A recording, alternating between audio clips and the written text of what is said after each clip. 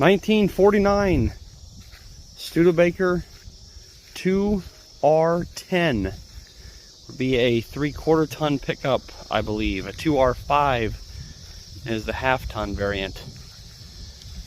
Someone hauled this in late 2024 into the scrapyard, and I was able to save it from the scrapyard. This truck is leaving tomorrow to go down to Georgia, where it will be restored. Guy is driving up here to pick it up himself. Pretty rare truck. It is missing the tailgate, but a very cool style from a not so common automotive manufacturer. Hope to see this one all restored in a couple years.